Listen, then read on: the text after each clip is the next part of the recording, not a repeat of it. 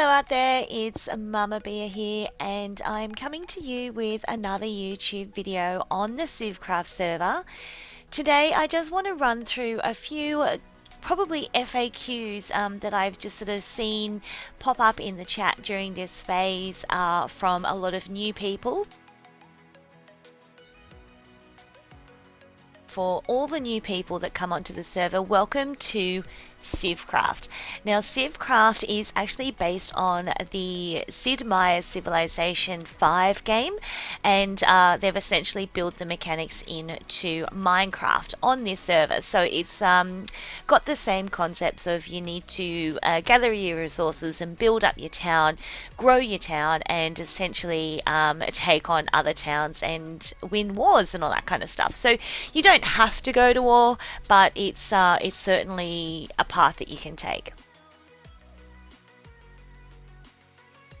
There is a tutorial that you can go and look up, but essentially you would be building a camp from within your as an icon here in your inventory, which you can use to build your camp.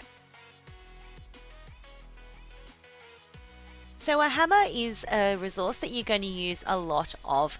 Basically, your hammers will build your buildings, and you can actually use them in some of your quests. So it can go into a quarry, for example, to help run your quarry.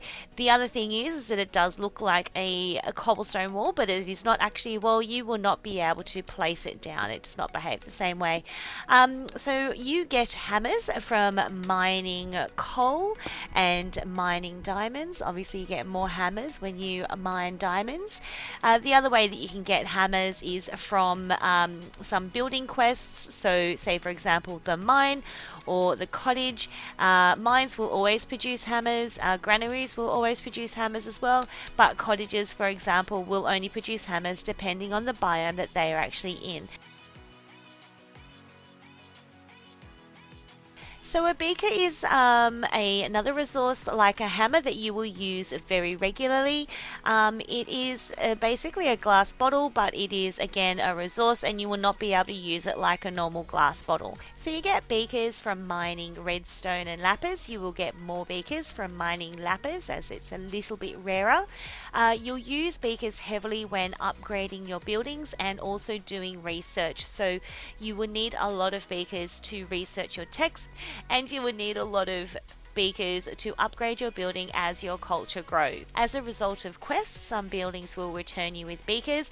Other buildings, say for example like the cottages, will produce beakers when they are built in a specific biome. So you'll have to look up each building to figure out which biome they need to be built in to produce beakers, if that is your aim. So everybody has bills that they need to pay, and people want to know how you make money. Now, there are two ways to do it. So what you can do is the res exchange command. So to start with, if you don't have access to anything, this is the best way to exchange your ores. So essentially you need to type in the command res exchange emerald, not emeralds, and the number of the item that you're actually exchanging. So if I just do 5 for now, I was able to exchange 5 emeralds for 750 coin. The better way to go about it is to actually visit a bank. For example, our bank here is on level 7, and so therefore we are getting a pretty good exchange rate. There is a bank at spawn, and if you have access to a stable, then you can always use the stable to access a bank in another town. The other common question that people have is, how do I TP to another player, or how do I get home? You only have one option to TP when you first start the game, and that is using the diamond horse armor in your inventory. It is a once-off TP that you use to actually TP to a friend. So you type in the friend's name, they need to accept your TP, and then you will appear there. The diamond horse armor will then become void. You won't be able to use it again. So you really need to make sure that you're actually using it at the right time. Some people do not use their diamond horse armor and they actually keep it for use later on during war times, or if they're actually trying to move their city or something along those lines. So if you haven't used it, then you will probably want to store it up. People will actually also buy it as well. The other way to get to someone is to do the warp spawn command. This will actually warp you back to the center of the map, to the town of Spawn. From there you have access to the Spawn's building, as well as access to the stables, in which you can then TP or use the stable to TP yourself around town to other towns that actually have stables. For example, this is our stable here in Spawn Bottom.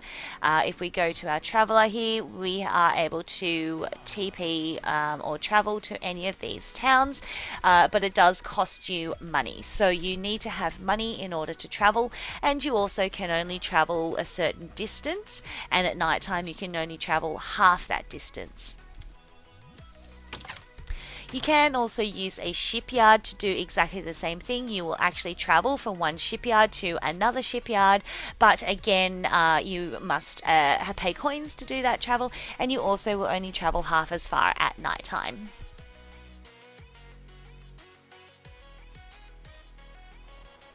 So once you have built your camp, you are then able to actually build a town hall. You cannot actually build a town hall without building a camp first. Once you have built your town hall, it means that your town actually becomes a city-state. When you are a city-state, you are able to do research. You are also able to begin building all these buildings, managing things like groups and cultures, and plot permissions and all that kind of jazz. It does not mean that you are able to participate in war, however. You are able to participate in skirmish, so please check out the wiki for more information about that. When you are a city-state, you are actually able to also invite other people to join your town, and you pretty much have all the same reigns as a civ would, except for the fact of being able to declare war on other civs.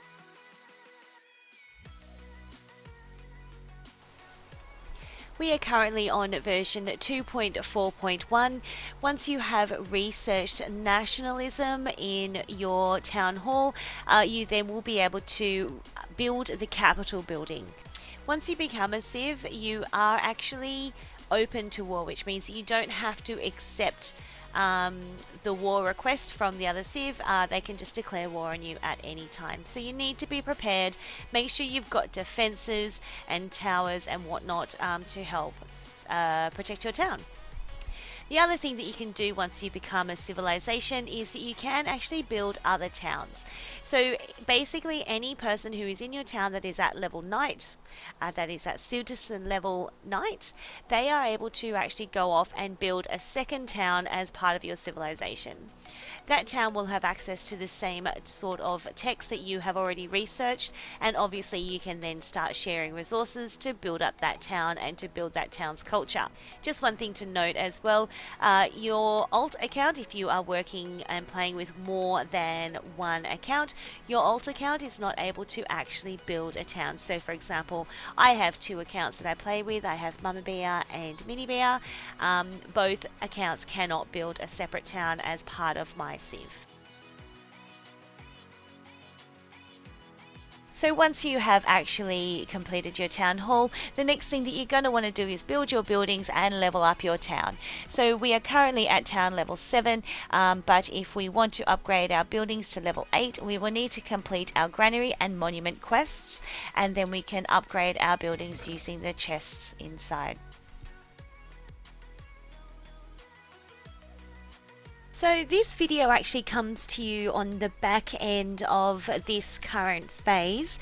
I do believe that we are probably about a week or two away from actually finishing this phase, this round, and the reason why I say that is because if we actually go into our chat and do our C top 10, then we will see here that the victory points, 45 points owned by first. So this is a phase is defined by the first civ to get to 45 victory points.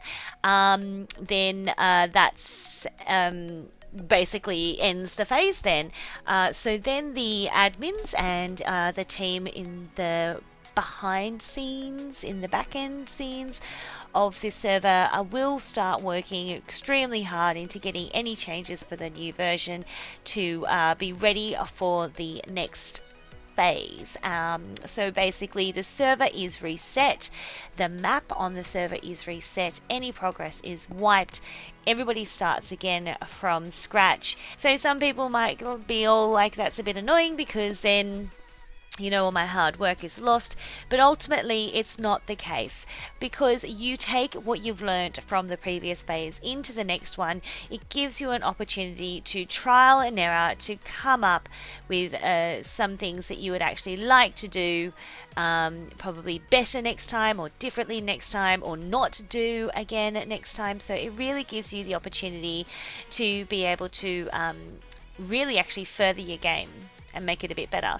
So we can see here that Spawn Bottom is actually coming third with 2 victory points, and this is actually a really big deal. This is because it wasn't actually that long ago that Wasabi and I were brand spanking noobs on this server as well. We came in halfway through a phase and we pretty much got to build a town hall, and that was it. I think the next phase I was excited because I was able to build a farm, and that was it. And that was even off the back of the first phase. I think I used this downtime that we have right now to spend this quiet time on the server to actually trial build the buildings that you want to build for next phase. So where you don't want to spend time figuring out how the mechanics behind a redstone farm works, whether it be an automated reed farm or melon farm or even just the normal wheat farm, now's the time that you need to do it, to figure out how it all works, so that when you go into the next phase you just bang straight in, build the building, and it's set up, and you don't need to troubleshoot anything or even wait to figure out what design you want to use. So that is why this quiet time at the end of the server I think is the best time of all. It is also a really great time at the end of a phase to actually spend some time talking with people. At the beginning of a phase, everyone is so busy actually getting all their work done, doing the hard yards, and essentially like trying to build themselves up. And this back end, slightly quieter time of the phase is when you can actually talk to people, and I've had some really good times as well.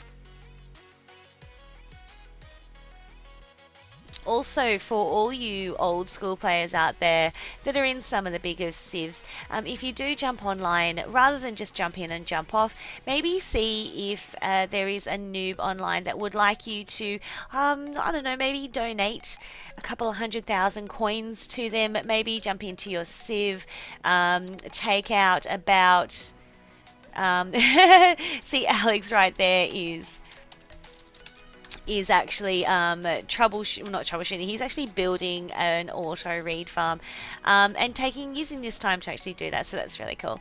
But for the bigger guys, if you have quests and buildings and all that kind of stuff that produce a ridiculous amount of hammers and beakers, that is absolutely going to waste. There are some new people on this server. They certainly wouldn't say no to a couple of stacks of beakers, and they'd be really appreciative. So if they are able to actually get your help at this end of a phase, maybe we can convince them to actually stick around for the beginning of the next phase. So some of the feedback that I have had from other players on this server when it comes down to advice for new people, it is, first of all, read the wiki. So the wiki will be linked in the description below, like it is on all my videos, but basically it has a wealth of information about the different buildings and quests and tasks and all that kind of stuff on the server, but it will give you a very good guideline of what needs to happen. The second piece of advice is to ask in global. So during the making of this particular video, I have actually been helping out some new players in the chat. They've been asking questions out there to everybody who's on the server at the moment, and anyone, and I have been responding back to them with the answers to their questions. So ask away in chat, and we have a pretty good, helpful community on this server, and someone will respond back to you. The other thing is to see if there are any moderators or if there are any administrators online, admins online. So again, check in tab to see who is on the server, and then if somebody is available, then certainly they will respond to you too. So thank you very much for watching this video. I do hope that you found it informative, and by all means, if you have any more questions, if there's any particular topics that you would like me to cover in these videos, then also let me know too. So I appreciate the time that you've taken out to watch, and also I hope to see you on the server. So thanks again for watching, and I'll see you online.